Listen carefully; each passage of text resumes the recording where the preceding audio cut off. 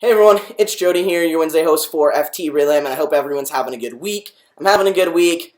2 weeks left of the semester, and I'm excited, except for the fact I got to study for my exams at the beginning of January, so that's kind of a downer there. But I hope everyone had a good holiday if you celebrated the holiday, and if you went shopping, I hope you got lots of good deals and a lot of good stuff. And if you don't participate in any of that, I still hope they had a good week, had a good weekend, and you probably should give yourselves a pat on the back for saving lots of money. I participated in some Black Friday shopping, but it was all online, and so that's where the best deals were, so that's where I went. I'm going to jump into this week's topic because this video is probably going to get kind of long, and I did this video already, and it was about 17 minutes long, so I'm going to try and cut that down. So, let's get to it. Before I start, this week's topic is the gender tag. So, I'm going to get into these 10 questions, and if you want me to elaborate on any of them, go ahead and let me know, or if you want me to answer a specific question in regards to this tag, let me know, and I will make a comment for you. Alright, question number 1. How do you self-identify your gender, and what does that definition mean to you? So, more broadly, and in kind of just day-to-day life, I identify as a male. In more open spaces, such as where people know about my trans status or people that I feel like I can disclose that to, I specifically identify as a trans male or a trans man. And what that means to me is that I was assigned female at birth, and then I have transitioned into a male. The reason being is that I have never identified myself as being a female ever.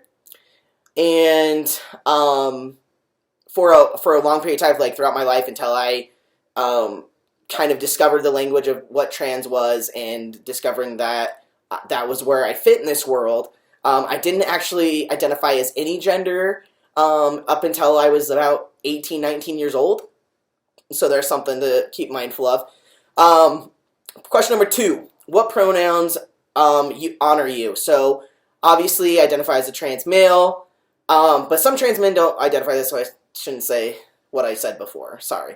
But I identify, my pronouns that identify with me or honor me is he, him, his. Pretty simple there. Question number 3, describe the style of clothing that you wear most often. As you can tell, I wear more masculine clothes.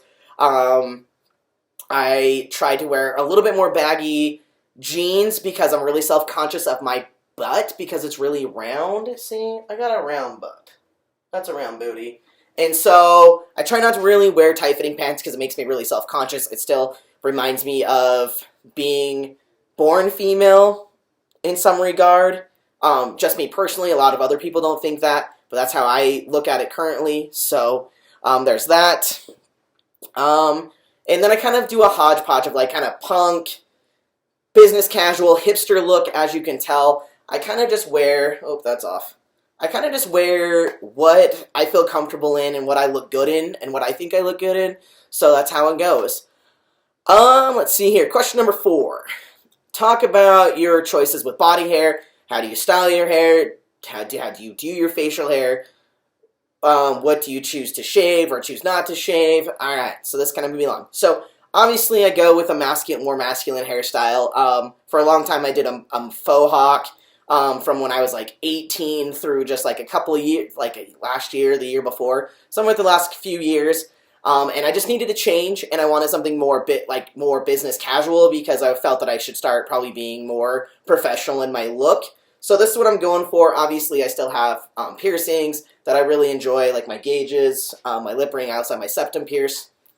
My beard, this is my contribution to No Shave November. Usually I keep this trimmed up here on the neck. You can see it's kind of down low. And typically I don't have a full beard. Typically I shave this, and then the rest of it's there. And it's called a balbo or a balboa. And the reason why that is I think that it just actually looks really good on me, for one. And 2, it kind of goes with this business casual look that I'm really going for currently. So I think it just fits my personality as well. And this hairstyle fits my personality as well, I feel.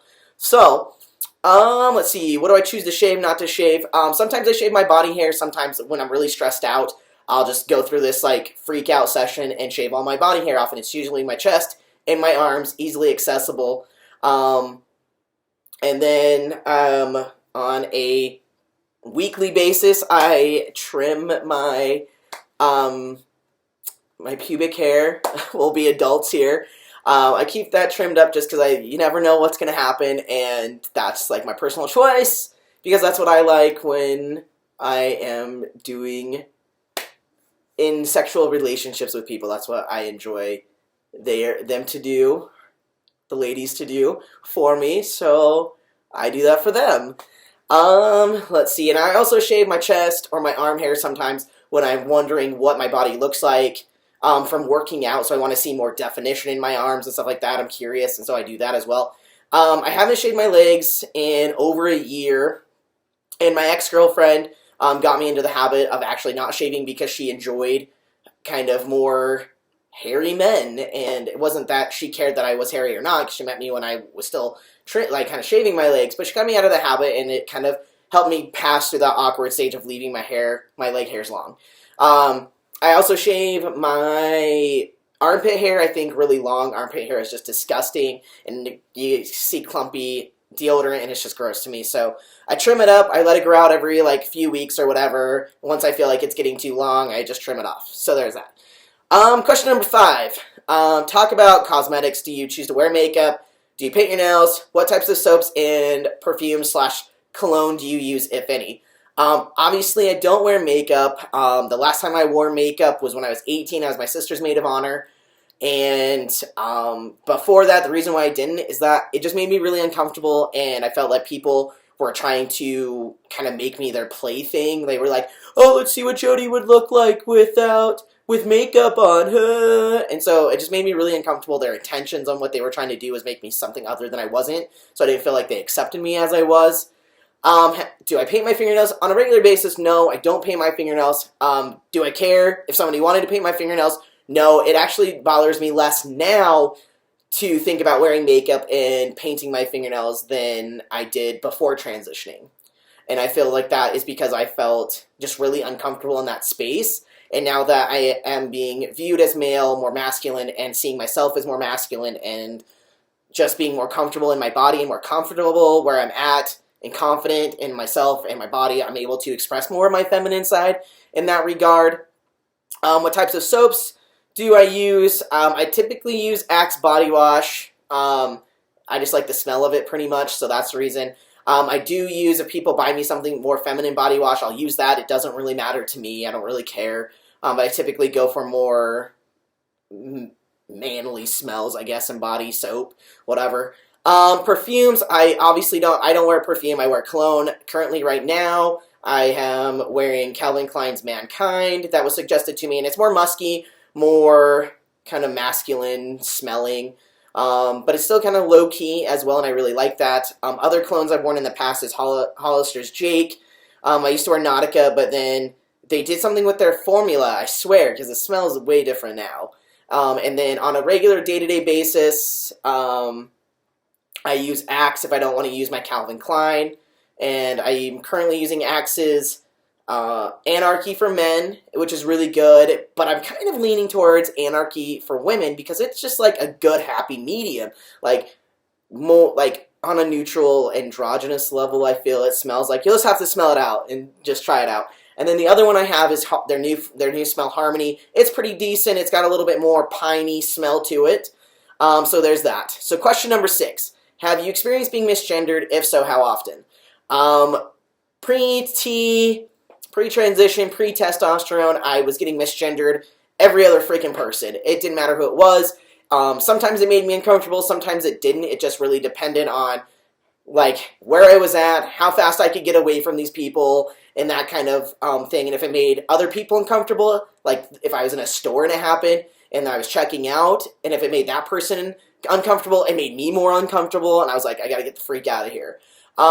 Since transitioning, sometimes I get misgendered on the phone. It's very rarely, but it has happened. As of recently, the last time it happened was in July, so it doesn't really bother me anymore. I'm kind of just like, whatever. I don't think I sound very feminine, so I think that something else is going on.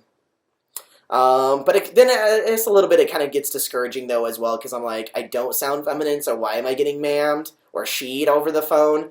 So I have no idea. It's kind of a mixed review.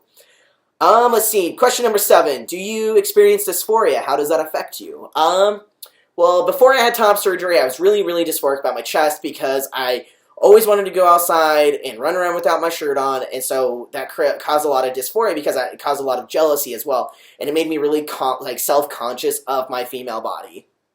And then after having top surgery, I'm much more confident and comfortable in my body.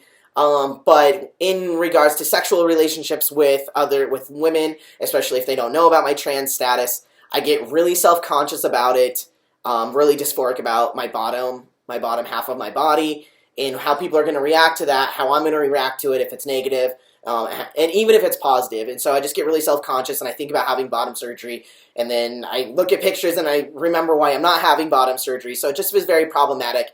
But overall, I'm really comfortable. I really don't experience a whole lot of dysphoria, especially it's just in special occasions. Let's see. Question number 8. Are you interested in having children? Would you carry a child if that was an option? Would you be the primary caretaker for any of your children? And so, let's see here. Yes, I'm interested in having children. I feel like it's a way to honor my family and my family name, especially since my brother and I are the only ones that can carry on our dad's last name. And so I feel like I want to honor him, and then I just want to be a parent. Like, I think that I would be a really good parent. And so there's that, yeah. And then, let's see here. Being pregnant just kind of, in visualizing me being pregnant is really foreign to me. I would not be okay with being pregnant myself, so my partner better be okay with it, otherwise we're going to have to find a surrogate. And then how I've kind of managed through not having biological children is freezing my eggs, and either impregnating my partner or impregnating surrogate so they could be biologically related to me. Because I don't want any of my partners ever sleeping with my brother or ever thinking about sleeping with my brother, because that could get really freaking weird. And so, would I be the primary caretaker? Yes. If that was an option where my partner and I managed that conversation and they really, really wanted to work and they had this great opportunity, they're going to make really good money to carry us along the way, hell yeah, power to us. Let's do it. Let's see. Question number 9. Is it important for you to provide financially for your family if you choose to have one? Is it important to you to earn more than your partner or any partner that you may have? And do you prefer to pay for things like dates?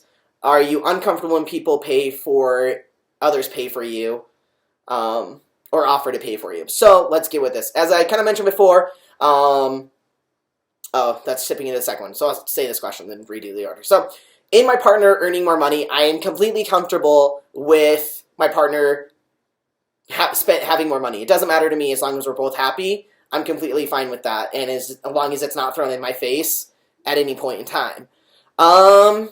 I think in order to realistically have a family in this modern day and age, you have to be financially set in order to have that family. So yes, I want to be financially set and covered to be able to provide for my family. And then on top of that, I want my partner to be able to help provide for our family, because I think that's just more realistic. So we come together, do what we gotta do, and then we can have some play money for ourselves and go do our own thing, kind of such. Let's see here. I do actually prefer to pay for things. I enjoy paying for things, especially when I'm out on dates, especially if I've asked that person out on a date. It doesn't bother me in any way.